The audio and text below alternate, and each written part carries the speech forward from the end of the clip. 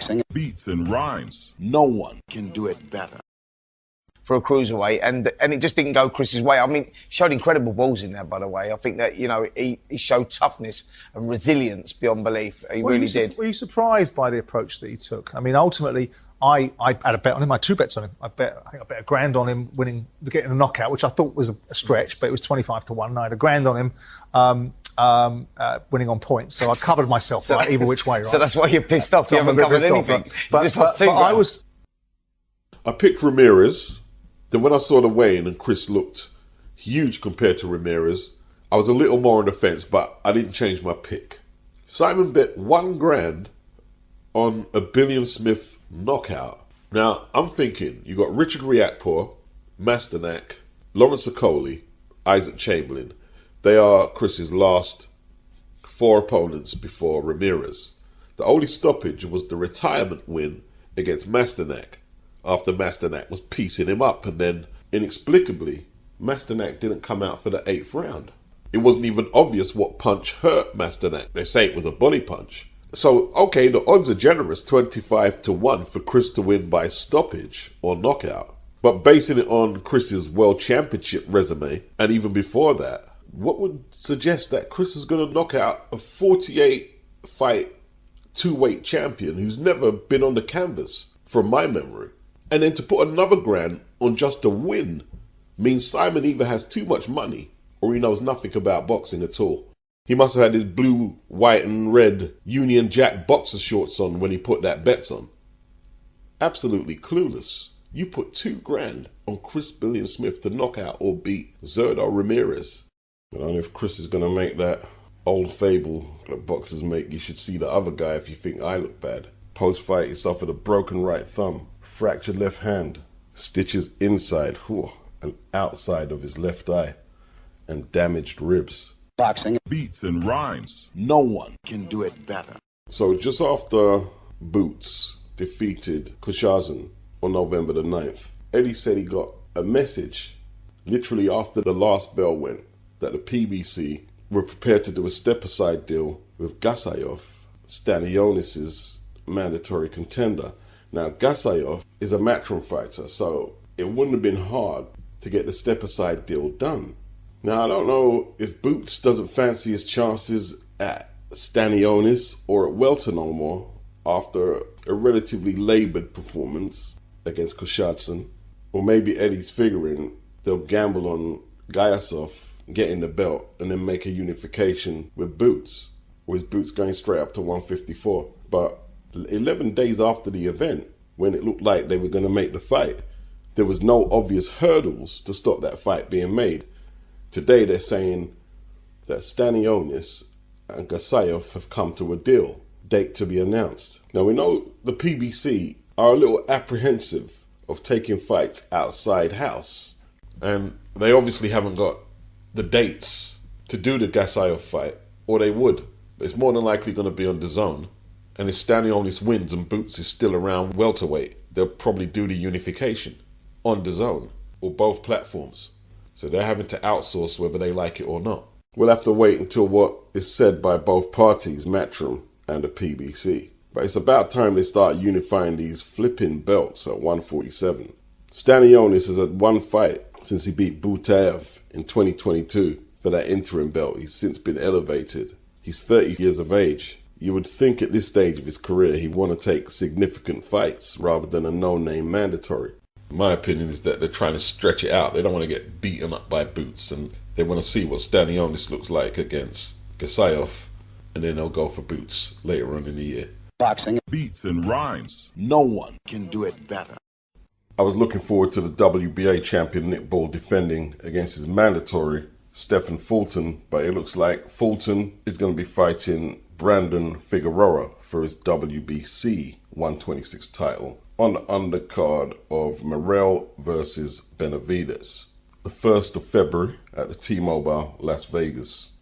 Also, Pitbull Cruz will take on Angel Fierro in an all-Mexican showdown at 140. Angel is supposed to be a big puncher like Cruz, and they're expecting a war. Boxing. Beats and rhymes. No one Can do it better. First off, to the media outlet, David Morrell at 26 doesn't really have an age advantage over David Benavidez at 27. There's a year difference between them. Now, they did mention the sparring sessions that Benavidez has had with Triple G, etc., and he's been around longer. But I can't really speak for the gym wars he's had with Triple G and whoever else he sparred. I haven't seen them. But in terms of fights that David Benavidez has had, he's never really took a beating in the ring. So I don't see him being a year older and having more fights, that he'd have enough wear and tear that it would be an advantage for Morrell. David Benavidez' record is 29-0, 24 inside the distance. Morrell, 11 fights, 9 inside the distance. Morrell is talking about he's going to break Benavidez' jaw. Pass the brass knuckles, let me break his jaw. Benavidez has no power at 175, and they're basing that on his fight with Wodzik in June, where he didn't look the most powerful, did he? And he was lucky to get the decision in all truth. But then again, I thought Morrell was lucky to get the decision against Hot Rod in August, although not many people agreed with me. He didn't look too powerful himself at the new poundage of 175. I think Benavidez, who's fought the better competition, will be better equipped for the victory, despite him not looking impressive against Wodzik. The Wodzik fight was weird. That's all I'm going to say. I could say more, but I don't really throw my inner thoughts out there sometimes because I can't substantiate what I'm thinking.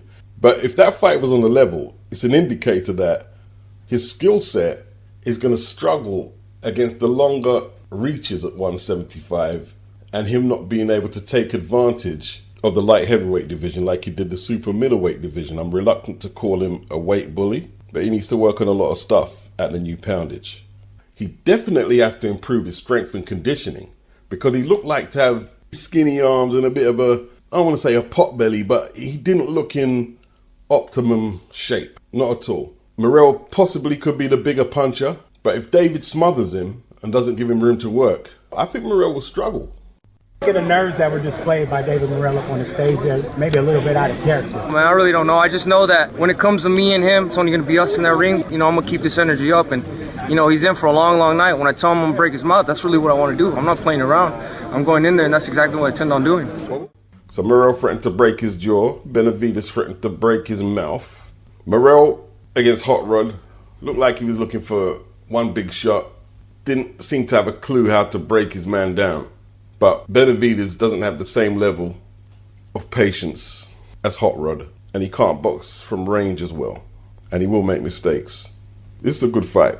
I'm swaying it to Benavidez just on the better level of competition he's faced. Of course, the PBC are putting this on pay-per-view. Is it a pay-per-view worthy card? Stephen Fulton has had one fight since he was destroyed by Inoue. And he didn't look too impressive in that fight. But it's a good title fight between him and Figueroa. Pay-per-view? No. Benavidez versus Morrell. I don't think they can put their regular belts on the line to unify the regular belts. I don't know. Maybe they've changed the rules. They didn't used to be able to use regular belts and interim belts in unifications. But it's not a full world title fight, but it is a good fight. I don't know how much they're going to charge on Amazon for pay-per-view. But if they're going to be talking at $50, $60, and maybe even more than that. No matter how nice they are, they're gonna flop. So, Beterbiev has challenged Jake Paul. After 4 years, it's time to have serious challenges. Didn't notice your acceptance or rejection, so what are we going to do? Jake responds, just seen this top 5 pound-for-pound fighter in the world calling me out. Ha ha ha ha. 4 years in, and I run the sport. Watch out, I run this sport. Huh. And that's the undisputed light heavyweight king, Artur Beterbiev. But then the banter picked up when Daniel Dubois took to Twitter. Hi Jake, good business on the weekend, but how would you feel fighting for the legitimate heavyweight championship of the world? This is Daniel Dubois calling you out. Let's get it on. Jake, man been boxing for 12 years, has over 100 fights between amateur and pro, and fought on my undercard. Ha ha ha. He's referring to Daniel. But fuck it. I'm going to have Nakisa talk to Frankie Warren and get you in line for the throne. Unlike Arthur, at least you have a few thousand fans. Frank Warren, when asked would he make a fight as such, he said he'd make the Dubois versus Paul fight in a heartbeat. but had his reservations as whether Paul would dare to step into the ring with the hard-hitting champion. No one can offer any fights on behalf of Daniel except me and Queensbury. That is number one. Basically, telling Jake that any fight between him and Daniel will be on a Queensbury card.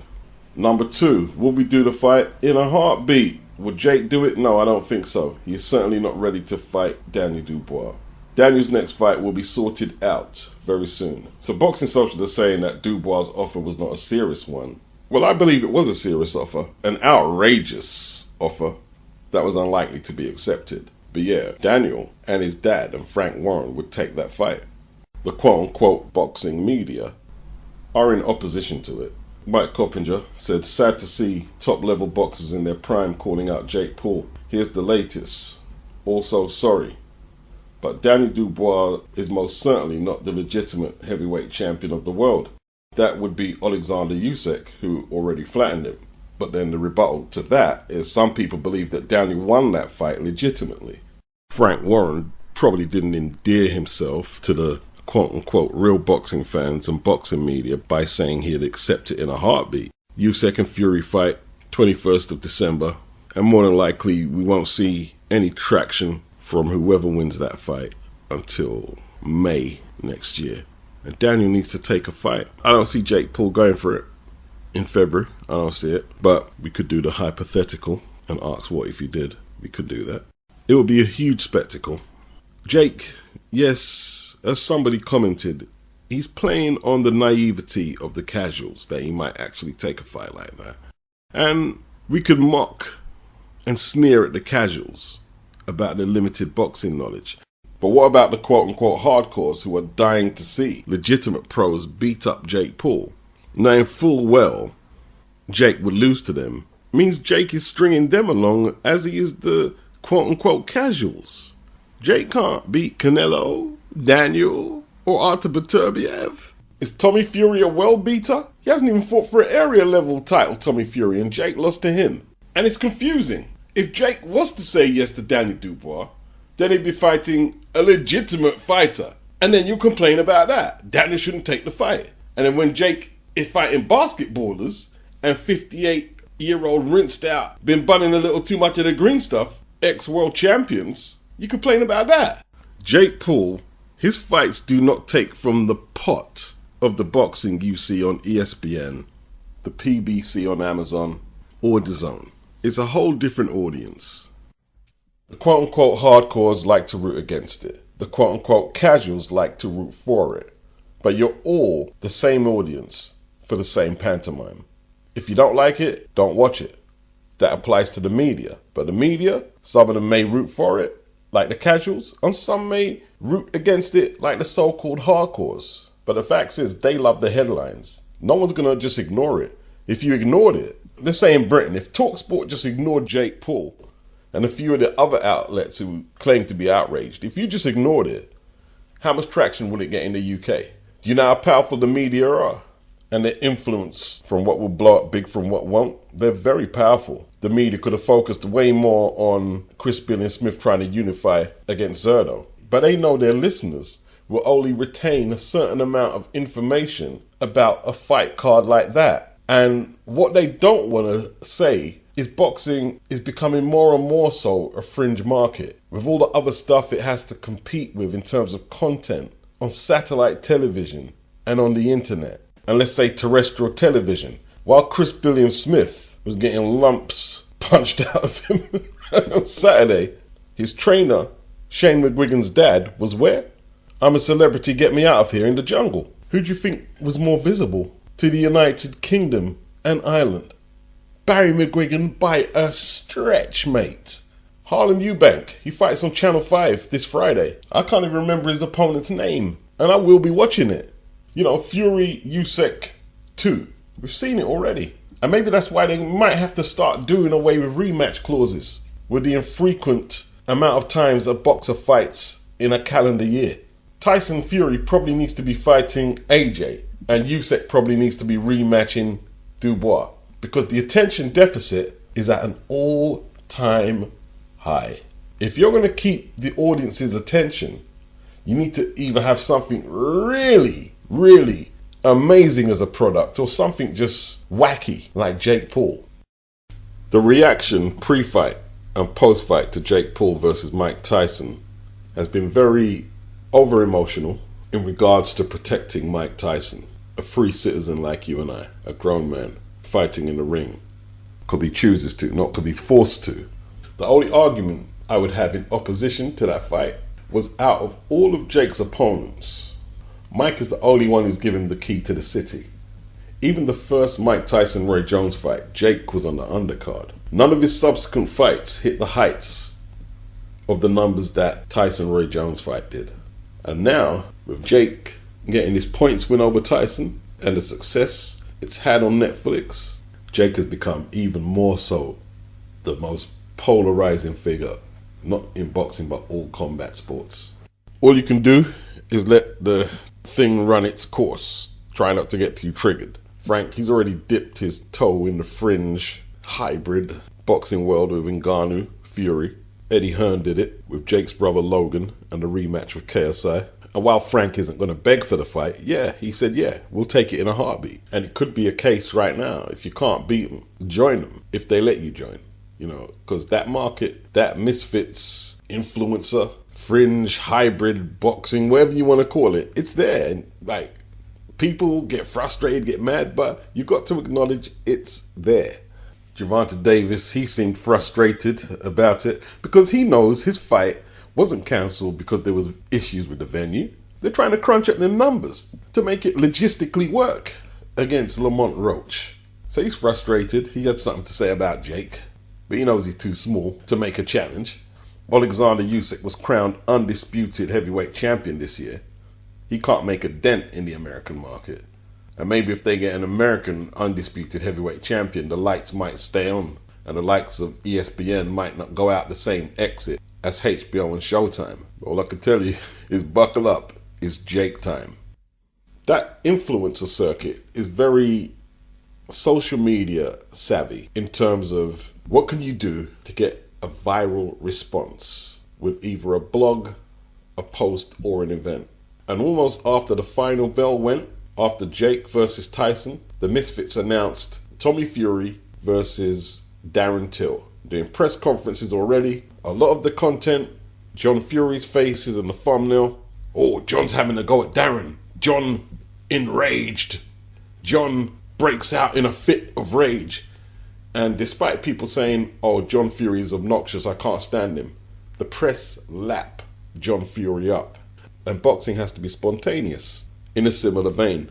Like, if the PBC are going to call Eddie Hearn to make the Stanionis Boots Ennis fight, and then next thing we see Stanionis fighting Gasayev, what is the boxing fan supposed to do with that? They're so used to fights falling through and not happening. Look what Ben Shalom done with Harlem Eubank and Adam Nazem. At least when the influencer circuit say they're going to make a fight, the fight actually materializes. And likely the winner out of Tommy and Darren Till is going to fight Jake Paul. Might not do Mike Tyson numbers, but still going to do huge numbers. They're opportunists. That's what they are. They're opportunists. And you can't be mad at people who take their opportunities. You can't be. When you had yours and didn't take them. And let's keep it real. Beterbiev and Dubois, they know that Jake ain't going to fight them. He's not going to fight them. But they're not stupid either. They were clout chasing of Jake. Let's keep it a buck. Boxing Beats and rhymes. No one can do it better.